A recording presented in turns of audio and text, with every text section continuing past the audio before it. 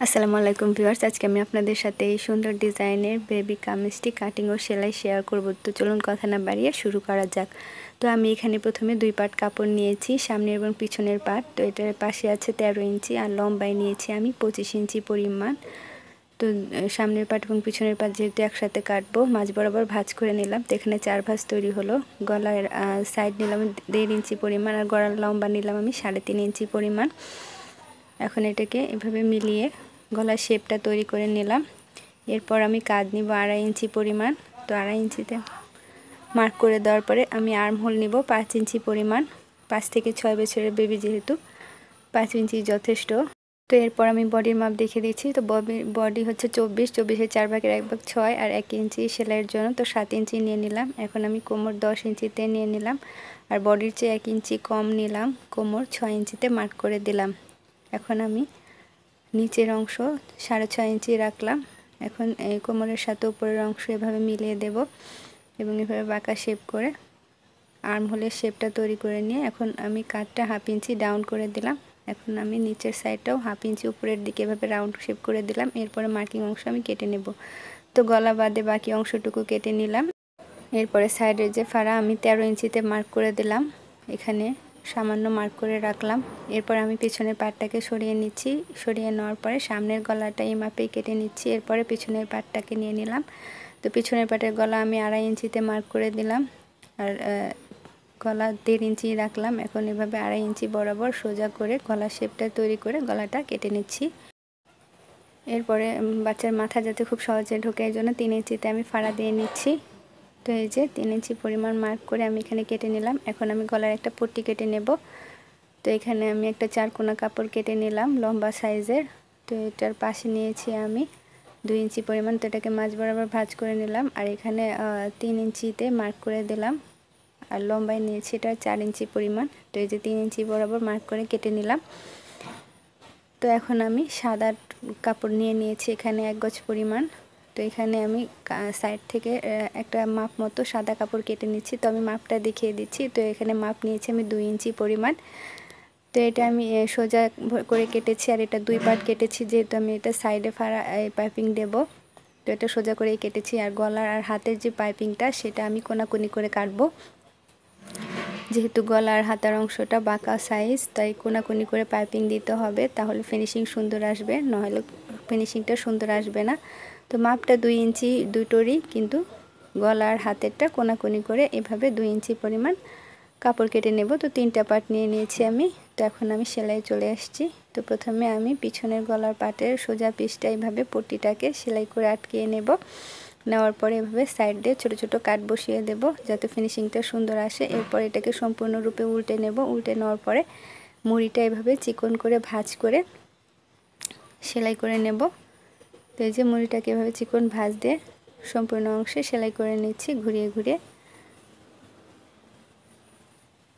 তো সেলাই করে নেওয়ার পরে আমি এখানে আরও একটা কাপড় নিয়ে নিয়েছি 3 ইঞ্চি পরিমাণ চওড়া আর আমি লম্বায় নিয়ে নিয়েছি 5 ইঞ্চি পরিমাণ। এটা সামনের গলার ডিজাইন তৈরি করব। তো এটা মাঝ বরাবর ঠিক 1.5 ইঞ্চি পরিমাণ রেখে আর সাইডে 1/2 ইঞ্চি কিংবা 1 ইঞ্চি পরিমাণ জায়গা এভাবে রেখে দিব। আর মাঝখানে যে 1.5 ইঞ্চিটা সেটাকে এভাবে 4 কোনা করে মার্ক করে নেব।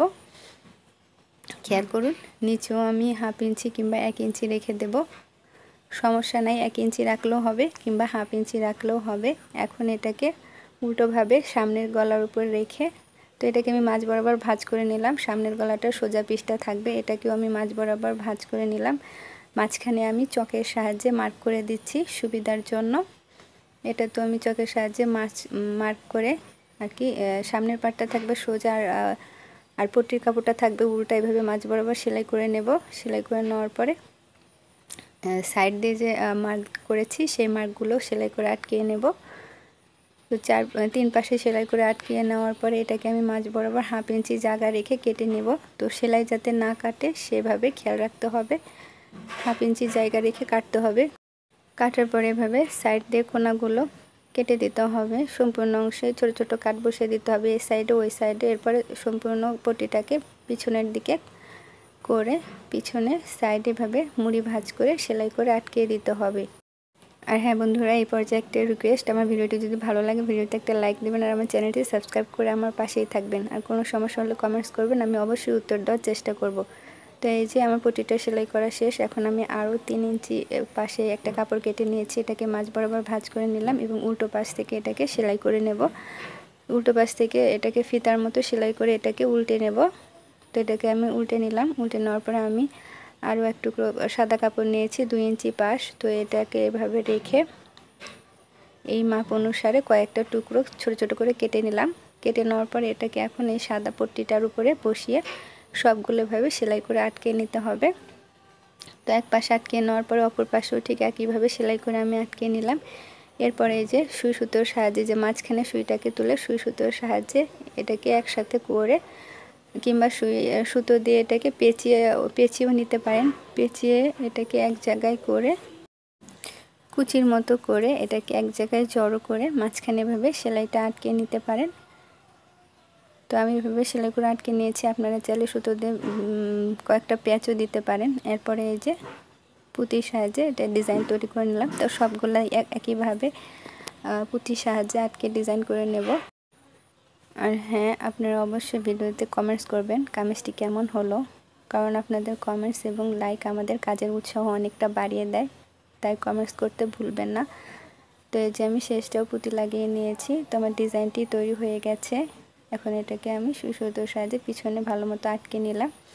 এরপরে আমি গলার যে পট্টিটা সেইখানে এটাকে নিয়ে এটার উপরে গলাটাকে বসিয়ে নিয়ে সাইড দিয়ে সুন্দর করে সেলাই করে নেব।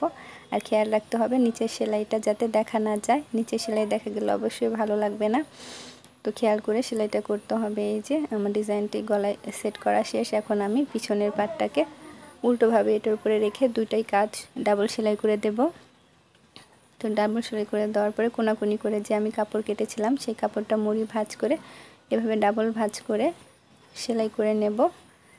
যেহেতু চিকন পাইপিং দিব, এভাবে ডাবল ভাঁজ করে সম্পূর্ণ গলাটা সেলাই করে নিতে হবে।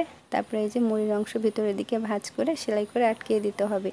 তো এই ক্ষেত্রেও ছোট ছোট কাট বসিতে হবে, যেহেতু পাইপিং ফিনিশিং সুন্দর আসার জন্য অবশ্যই ছোট করে সম্পূর্ণ গলায় কাট বসিয়ে নেওয়ার পরে তারপরে এই যে সাদা কাপড়টিকে সম্পূর্ণ রূপে নিচের দিকে দিয়ে সামান্য অংশ সাদা বাইরে রেখে আর কি, যেটুকু আপনি পাইপিং রাখতে চান এভাবে রেখে উপর দিয়ে চাপ সেলাই দিয়ে নিতে হবে।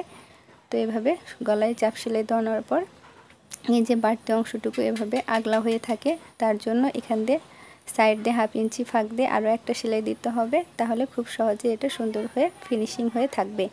তো খেয়াল করুন আপনারা আটকে গেছে এটা। এখন একই নিয়মে আমি হাতার অংশেও পাইপিংটাকে লাগাবো। তো এই যে হাতাও একইভাবে ডাবল ভাঁজ করে পাইপিংয়ের কাপড়টিকে সেলাই করে নিলাম এবং ছোট ছোট কাট বসিয়ে দেওয়ার পরে এটাকে এভাবে নিচের দিকে ভাঁজ করে সামান্য সাদা অংশ রেখে উপর দিয়ে চাপ সেলাই দিয়ে নিলাম এবং এটারও একইভাবে 1/2 ইঞ্চি ফাঁকে দিয়ে আরেকটা সেলাই দিয়ে নিতে হবে। তো একইভাবে আমি অফ ক্যামেরায় অন্য হাতটিও তৈরি করে নিলাম। এখন দুটোকে একসাথে করে উল্টো পাশ থেকে কামিজের সাইড সেলাই করে নিচ্ছি আমি। তো 13 ইঞ্চি বরাবর যেখানে করেছিলাম সেখানে এই যে সাইড সেলাই করে নিলাম। এখন আমি সাইডের ফাড়া এভাবে ডাবল ভাঁজ করে পাইপিংয়ের কাপড়টাকে উপরের অংশে সেলাই করে আটকিয়ে নিলাম, ঠিক একইভাবে গলা এবং হাতায় যেভাবে লাগিয়েছিলাম। এখন এই যে এটাকে এভাবে মুড়ি চিকন করে নিচের দিকে ভাঁজ করে যেটুকু পাইপিং রাখবো আমি সেইটুকু অংশ বের করে উপর দিয়ে চাপ সেলাই দিয়ে নিব। তো এটার ক্ষেত্রেও একইভাবে 1/2 ইঞ্চি ফাঁকে দিয়ে সেলাই দিয়ে নিতে হবে। তো সেলাই দিয়ে নেওয়ার পরে নিচের যে অংশ সেখানেও আমি মুড়ি ভাঁজ করে সেলাই দিয়ে নেব।